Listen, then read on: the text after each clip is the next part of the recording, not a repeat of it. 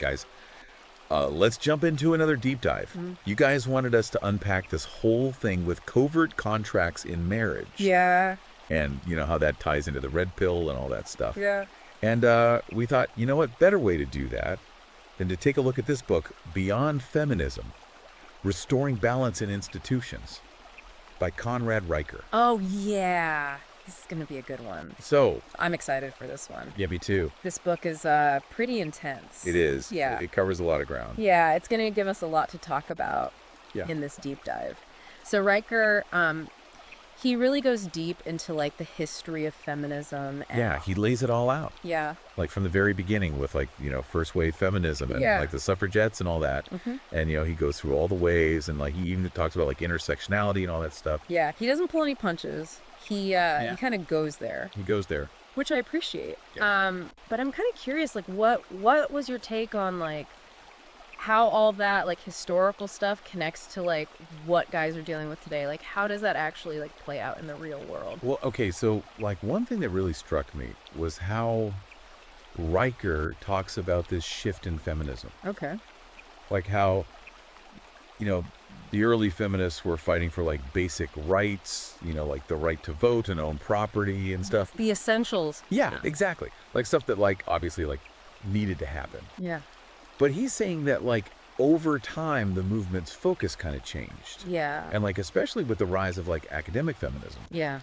That's when things started to get a little more theoretical. Yeah. Yeah. Like a little more heady. And like he argues that they started seeing like every societal structure through this lens of like power and balance. Yeah. And like men were always cast as like the oppressor. Always the bad guy. Yeah, pretty much. Right. Like, and that's something that I've definitely seen like on the subreddit a lot.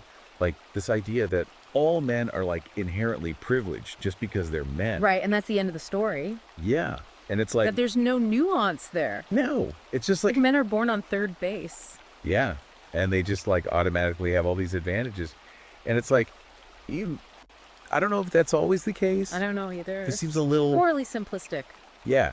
And Riker kind of argues that too. Yeah. Like, he says that even though the intentions might be good, this kind of like generalization can actually be really harmful. Oh, yeah. Because it like ignores the nuance of individual situations. Exactly. And like he points to some pretty controversial topics as examples, like the wage gap debate. Oh boy. And the whole idea of toxic masculinity. Those are always like those are like hot button issues. Yeah. And he uses them to show how this oversimplification, like this lack of nuance can really kind of backfire. Yeah. It can create more problems than it solves sometimes. For sure. And speaking of creating problems, this marriage plantation thing. Ooh. Yeah. That's a loaded term. Yeah, it is. What's his deal with that? What's he talking about there? So basically, he's using that term to describe what he sees as like this system where men are basically getting the short end of the stick in marriage. Okay. And he thinks it's because of all this stuff that's like been influenced by feminist ideology, like laws, social expectations, the whole 9 yards. So he's saying like even though, we've made all this progress with equality and all that, he's saying that there are still these like underlying structures that are kind of working against men. That's his argument. Especially in marriage. Interesting. And he's not just talking about like, feeling emasculated or whatever. He's talking about real tangible consequences.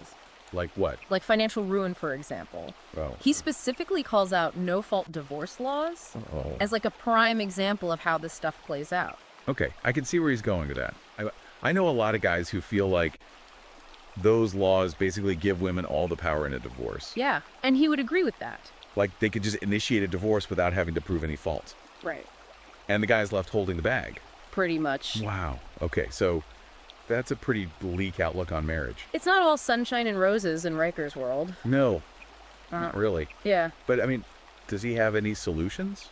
Or is it just like avoid marriage at all costs? Well, he definitely critiques the traditional setup, but he does offer up some alternatives. Okay, I'm listening. He talks about things like cohabitation agreements where couples like really spell out their financial responsibilities and like what happens to their assets if they split up. Oh, so it's like a prenup, but for people who aren't getting married? Exactly. It's all about creating more transparency from the get-go. Okay, I can see how that could be helpful. He also even brings up polyamorous relationships. Whoa, okay. Now we're getting into some uncharted territory. A little bit, yeah. But his point is that, like, the traditional monogamous setup might not work for everyone. And that's okay. Yeah, exactly. He's just encouraging people to think outside the box and find what works best for them. I like that. So it's not about demonizing marriage entirely No, it's about being more conscious of the power dynamics that are at play. and finding ways to create more balance. That's the key. Okay. Cool. So we've talked about marriage. Now let's talk about kids. Oh, boy. This is where it gets really interesting. I know Riker has some pretty strong opinions about how boys are being raised these days. He does. He thinks the education system is failing boys in a major way. Okay, I'm ready to hear all about it. Buckle up. So yeah, Riker's whole thing is that there's been this like feminization of education. Okay. And he thinks it's actually putting boys at a disadvantage. Okay. I mean, that's a pretty bold statement, I gotta say. Yeah. What exactly does he mean by, like, feminization, though? Well, it's not that he like thinks women shouldn't be teachers or anything. No. It's more about the fact that like the vast majority of teachers, especially in public schools, are women. Oh, I see. Like he throws out this stat that something like 76% of teachers in the US are women. Wow. That's a lot. Yeah, and his argument is that like because of that, you know, like the whole teaching style, the whole school environment, it just might not be the best fit for how boys learn. Okay, I mean, I can see where he's coming from with that. Boys and girls are different, you know? Yeah. They learn differently, they interact with the world differently. Exactly. And like boys tend to be more physically active, Oh, yeah. more impulsive. Uh-huh. They kind of thrive in environments that are more competitive. Yeah. More hands-on. Yeah, like they need to move around. Yeah. They need to like, you know, Energy out. exactly. And he's saying that like the way schools are now with all the emphasis on like emotional intelligence Yeah. and collaborative learning and you know all that stuff, it's like it's not bad, Yeah. but it might not play to boys' strengths. Right. Like it's not really tapping into like how they naturally learn. Exactly. And he also talks about those zero tolerance policies, right? Oh yeah. Like how those can actually end up backfiring with boys. Big time. Because boys are just like, More rambunctious. yeah, more likely to roughhouse and like test boundaries. Yeah. And it's like you're trying to punish them for just being boys. Exactly. And it's not just about behavior. Ah. Like he also looks at the curriculum itself Mm-hmm. and he's like, are we even teaching boys the stuff that they're actually interested in? Yeah, he thinks a lot of the stuff that used to appeal to boys has been kind of pushed aside.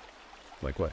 Well, he doesn't really get into specifics, but he kind of implies that, like, you know, maybe there's less emphasis on things like hands-on activities, Yeah, okay. shop class, you know, stuff like that. Yeah, okay, see. And more emphasis on, like, you know, Like book learning. yeah, like more theoretical stuff, Yeah. which might not be as engaging for a lot of boys. Right. And then there's that whole thing about ADHD. Oh, yeah. Like, he even brings up how ADHD diagnoses are way more common in boys. Way more common. And he's kind of questioning whether we're just like too quick to label boys as having a disorder. Yeah, like maybe they're not actually disordered. Yeah. Maybe they're just Boys. boys, being boys. Yeah. Like maybe they just need a different kind of environment to thrive in. Exactly. He wonders if we're like medicalizing boyhood. Interesting. So it's a pretty thought-provoking idea. It is. It is. Yeah. So, okay, we've got this like feminization happening in schools. Right. But how does that connect to this whole like demonization of masculinity thing that we were talking about earlier? Well, he sees it as part of the same trend. Okay. Like he's saying that it's not just in schools, it's everywhere. Yeah. Like all these traditional masculine traits, they're being scrutinized, they're being labeled as toxic. Right. Like it's almost like guys can't win. Yeah. Like they're told to be strong, but not too aggressive. Right. Be sensitive, Yeah. express your emotions, but don't be weak. Right. Don't be a wimp. It's like, what are they supposed to do? It's a tough line to walk. It really is. And Riker calls it a double bind. Okay. Like men are constantly getting mixed messages about what it means to be a man. Yeah. And he uses that Gillette ad campaign as an example, right? Oh, yeah. The one that tried to tackle toxic masculinity. Yeah, but it ended up causing a ton of backlash. Big time. And he's But- like, that's exactly what I'm talking about. Like it was trying to do a good thing, yeah. but it just came across as like, Attacking all men. yeah. And he's saying that kind of messaging just alienates men. Yeah. It makes them feel like they're the enemy. Right. And he's worried that this whole like demonization of masculinity is actually having some serious consequences for men's mental health. Oh, absolutely. He points to some pretty alarming stats. Like what? Like men having much shorter lifespans than women. Really? Yeah. And they're way more likely to die by suicide. Wow, I didn't know that. Yeah. And he thinks it's because of all this pressure that society puts on men Like to be strong. to be providers, to Yeah. never show weakness. Yeah. And he even uses this term Superman syndrome Yeah. to describe how men feel like they have to just keep pushing through. Yeah, bottle it all up. Never ask for help. Never show any vulnerability. And that can't be good for their mental health. No. Yeah, It's a recipe for disaster. So what's the solution? Well, Riker thinks we need to create a culture where men feel comfortable being vulnerable, Okay. where they feel comfortable asking for help, Yeah. where they have strong support systems. Yeah. Like we were saying earlier, men are often conditioned to go it alone, Yeah. but that's not healthy. No, it's not. So we need to encourage men to reach out. Absolutely. To connect with each other. Yeah. To support each other. Yeah, to build strong friendships and mentorships. I like that. Okay, so we've talked about the problems. Yeah. Now let's talk about solutions. What does Riker propose we do about all of this? So where do we go from here? Like, what does he actually suggest we do about all this stuff? Well, he talks about a bunch of things. Actually, one area he gets into that we haven't really touched on yet is the legal system, Oh, yeah. especially when it comes to family law and domestic violence cases. Okay. He's got some pretty strong opinions about that. I bet. Like, what's his take? He basically thinks the system is rigged against men. Wow. Okay. Yeah. Does he have anything to back that up, or is it just like a hunch?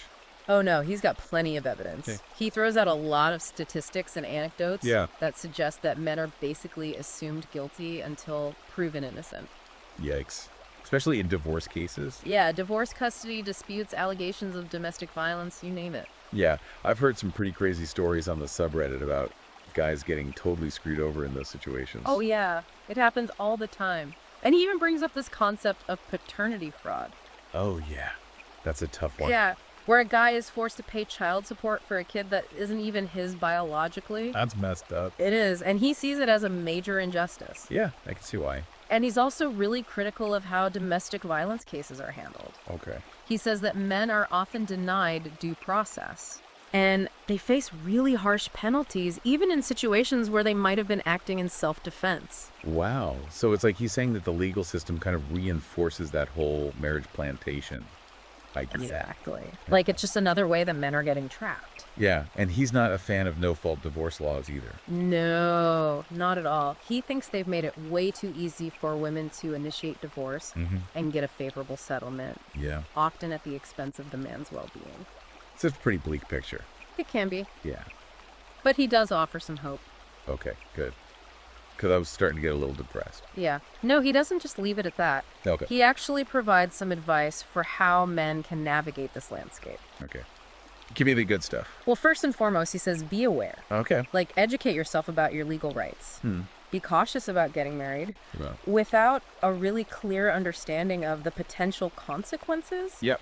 And consider those alternative relationship models that we talked about. Right, like cohabitation agreements or whatever. Yeah, exactly. If those seem like a better fit. Okay. So it's all about going into things with your eyes wide open. Yeah, forewarned is forearmed. I like that. Yeah. But it's not just about being defensive either. Like, Yeah. he also wants men to be proactive. Absolutely. Like, get involved in politics. Yeah. Advocate for policy changes. Mm-hmm. Support organizations that are fighting for men's rights. All of that. Yeah, Not just complaining about the system. exactly. Make your voice heard. I love it. And he also talks a lot about the importance of building strong support networks. Oh, yeah. Like having strong male friendships and mentorships. That's huge. Yeah, because men often feel like they have to go it alone. Yeah. To bottle everything up. And that's not healthy. No, it's not. So we need to encourage men to reach out, to connect with each other. Yeah. Create those spaces where they can be vulnerable. Yeah. And support each other. Absolutely. It's all about brotherhood. I like that. It's like that old saying, iron sharpens iron. Exactly. And he also encourages men to be active in their communities. Like volunteer, mentor younger guys, find ways to make a positive impact. So it's about taking responsibility. Yeah. For yourself and for others. Yeah, I can dig it. It's like reclaiming masculinity in a positive way. That's the goal. Awesome. Well, we've covered a lot of ground today. We have. But I feel like we've only just scratched the surface of this book. Yeah, there's so much more we could talk about. I know. But unfortunately, we're out of time. Yeah, sadly. But if you guys want to dive deeper into this stuff, You definitely should. you can find Beyond Feminism, Restoring Balance in Institutions by Conrad Riker on Amazon Kindle and Google Playbooks. Check it out. It's a really thought-provoking read. It is. And, as always, keep those deep dive requests coming. Yeah, we love hearing from you guys. We're here to help you navigate this crazy world. Until next time. Keep questioning, keep learning, and keep the conversation going.